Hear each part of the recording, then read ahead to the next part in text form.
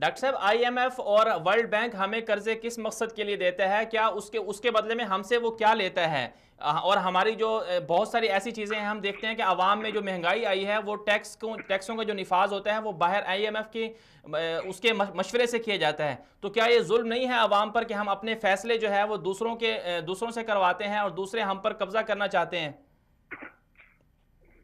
देखिए, आपने जो अहम बात की है, मगर बुनियादी बात ये है कि जब हमें ये समझ में आ जाएगा कि आईएमएफ और वर्ल्ड बैंक उसके मेजोरिटी शेयर जो हैं वो यूरोप और अमेरिका के पास है। जी। यानी अगर उसको मैं दूसरे तरीके से कहूं कि उसके जो मेजोरिटी शेयर्स हैं वो इंपीरियलिस्टिक पावर्स के हाथ में हैं और वो उनके मशवरे से पॉलिसियां बनाई जाती हैं। तो आईएमएफ का जो किरदार है वो ये है कि वो पाकिस्तान को जब कर्जे देता है तो उसकी बुनियादी शर्त ये होती है, मैं पूरी जिम्मेदारी से बता रहा हूं, कि उस पैसे से मईशत को तरक्की नहीं दी जा सकती। मईशत की तरक्की के लिए आप आईएमएफ के कर्जे को इस्तेमाल नहीं कर सकते, बल्कि ये होता है कि जब आईएमएफ की शराइत होती हैं तो जैसे अभी आपने बिल्कुल सही कहा, वो ये कहते हैं कि जी आप ताकतवर तबके हैं, एग्रीकल्चर है, उस पर टैक्स लगाए या नहीं लगाए हमें नहीं पता, ये आपका काम है, लेकिन आप बिजली के नर्ख बढ़ा दें, गैस के नर्ख बढ़ा दें, पेट्रोल के नर्ख बढ़ा दें और इनडायरेक्ट टैक्सेस लगाएं जिससे पाकिस्तानी सनतों की पैदावारी लागत बढ़े और बरामदात मुतासर हो, नंबर एक। और दूसरे ये कि जो आम आदमी के ऊपर जब ये बोझ डालेंगे जीएसटी का, पेट्रोल का और बिजली के नर्खों का, तो वहां गुर्बत बढ़ेगी, बेरोजगारी बढ़ेगी, गरीब और अमीर का फर्क बढ़ेगा, अवाम में एहसास महरूमी बढ़ेगा और हुकूमत और वफाकी हुकूमत और अवाम में एतमाद का एक बहरान पैदा होगा। उसके साथ जब अमेरिका कहते हैं डू मोर और हम वॉर ऑन टेरर में डू मोर करते हैं तो अफवाज पाकिस्तान और अवाम में एक बहरान का कैफियत पैदा होती है और हुकूमत कमजोर होती है और वो दोबारा डिक्टेशन लेती है। तो बात तो ये है कि हमारे एक वजीर आजम ने कहा था एक दफे कि आईएमएफ हमसे कहता है कि गरीब के मुंह से निवाला छीन लो और हम ये बेरहमी करते हैं।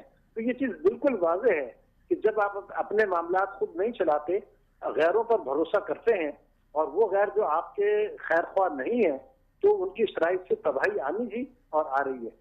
तो पाकिस्तान कैसे फिर इन कर्जों से अपनी जान छुड़ा सकता है? ऐसी क्या लाहे अमल इख्तियार किया जाए?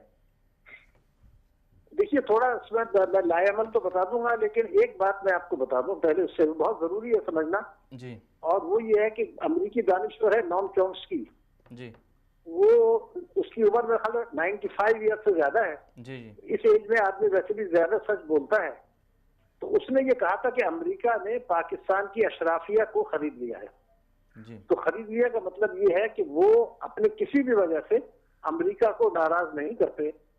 तो दूसरी चीज ये कि हमारे यहाँ जो हुकूमतें होती हैं वो पाकिस्तान में जो निज़ाम जो है वो फ्यूडल कल्चर है, तो उसमें जो ताकतवर तबके हैं वो उनका असर ज्यादा होता है इलेक्शन के ऊपर। तो हुकूमतें इस चीज में दिलचस्पी नहीं रखती कि अवाम की हालत क्या है, खराब हो रही है, ज्यादा उनकी दिलचस्पी होती है कि जो ताकतवर तबके हैं उनको नाराज ना किया जाए। उससे उससे जो पॉलिसियां बनाई जाती हैं उसका मंतकी नतीजा वही निकलता है जो हमारे यहाँ निकल रहा है।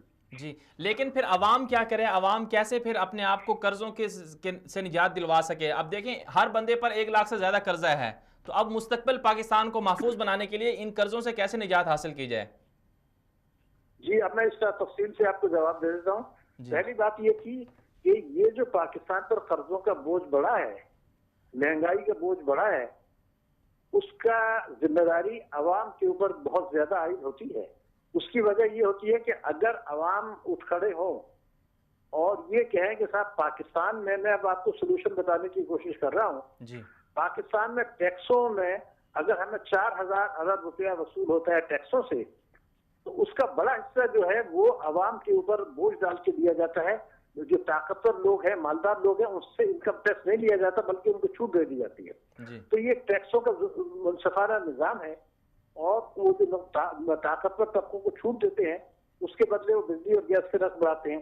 तो अवाम ने सही मानों में कभी भी खड़े होकर उसके ऊपर एहतजाज नहीं किया। दूसरी बात ये होती है कि जो सियासतदान हैं जो ये जुल्म कर रहे हैं, तो वो जब जलसा करते हैं तो अवाम ही जाके वहां पर, गरीब आदमी जाके, मुतवस्सित तबके के आदमी जाते हैं और नारे लगाते हैं जिंदाबाद के, कोई ताकतवर तबके तो नहीं जाते। तो मेरा कहना सिर्फ ये था कि इस वक्त मसला ये है कि पाकिस्तान में ताकतवर तबके, इस वक्त पाकिस्तान में जो चारों सूबों में जो हुकूमतें हैं, उन सब की यकसा पॉलिसी है कि अवाम के ऊपर बोझ डालना है, चाहे खैबर पख्तूनख्वा हो, बलूचिस्तान हो, पंजाब हो या सिंध हो, सबकी पॉलिसी है या वफाक हो कि अवाम पर बोझ डालना है, ताकतवर तबकों को मराद देनी है, टैक्सों में चोरी होने देनी है। तो अगर अवाम की सिविल और मिलिट्री ब्यूरोक्रेसी भी उनके साथ है, ताकतवर तबकों के साथ है, ताजिर सनतकार सब में यकजहती, IMF उनके साथ है, तो अब अगर मीडिया भी उनके साथ है और मजहबी और दीनी जमातें भी उन्हीं के साथ है अमलन। इसका मतलब ये है कि हमारा पहला अगर आपको खुश वो बनना है खुद निसारी, तो पहली चीज ये करनी पड़ेगी, अवाम को दबाव डालना पड़ेगा कि जनाब हर किस्म की आमदनी पर टैक्स लगाएं, वफाक भी और सूबे भी, किसी को एग्जम ना करें, और ये GST और पेट्रोल के नर्ख जो है ना ये कम रखें। तो पहली शर्त तो ये है, जिसके लिए अवाम को खड़ा होना पड़ेगा। दूसरा ये था कि हमारा पाकिस्तान, अगर हम भारत से मुकाबला करते हैं तो टैक्स GDP रेशो भारत की हमसे ज्यादा है, सेविंग्स भारत की हमसे ज्यादा है GDP के लिहाज से, तालीम पर भारत हमसे ज्यादा अखराजात कर रहा है, सेहत पर हमसे ज्यादा अखराजात कर रहा है भारत GDP के लिहाज से, और दिफा में हम ज्यादा कर रहे हैं। तो हमारी तरजीहात उल्टी हैं। तो अगर हमें ये जोर डालें कि जो दुनिया भर में यूनाइटेड नेशन सिक्योरिटी ने कहा है कि तालीम पर 7% करना चाहिए GDP का, हम 2.5% करते हैं, सेहत पर जो है 5 से 4% करना चाहिए, हम 0.6% करते हैं। तो जब आप टैक्सों की चोरी रोकेंगे तो इसको करेंगे तो आवाम में शऊर आएगा, सेहत होगी, फिर आप उनको वोकेशनल ट्रेनिंग देंगे। और सबसे बड़ी बात ये थी कि आप मुल्क में ऐसा माहौल पैदा करें कि सरमायाकारी हो। तो हमारे जो समंदर पार पाकिस्तानी हैं और जो बाहर रहते हैं, जो पाकिस्तान में, उनके पास नकद है $350 अरब, जो नकद उनके पास है, और हमारे ऊपर आज जो कर्जा है टोटल बाहर का वो है $85 बिलियन, और पाकिस्तानियों के पास $350 अरब है। तो अगर आप पाकिस्तान में एक ऐसी स्कीमें बनाते हैं जिसमें उनको ज्यादा शरह मुनाफा दी जाए, क्योंकि बाहर मिल रहा है 0.4% मुनाफा, आप अगर उनको ज्यादा देते हैं और कुछ ऐसे प्रोजेक्ट बनाते हैं जिसमें समंदर पार पाकिस्तानी सरमायाकार कर सके, तो अगर आपको वहां पर $15-20 अरब हमें मिल जाते हैं और उनको मुनाफा मिल जाता है, तो हम इससे बाहर निकल सकते हैं। जी डॉक्टर साहब, मतलब ये कि हमें पॉलिसी पाकिस्तान के मुफाद में बनाएं, जिसके लिए आवाम को जो है वो किरदार अदा करना पड़ा है, जो नहीं कर रहे।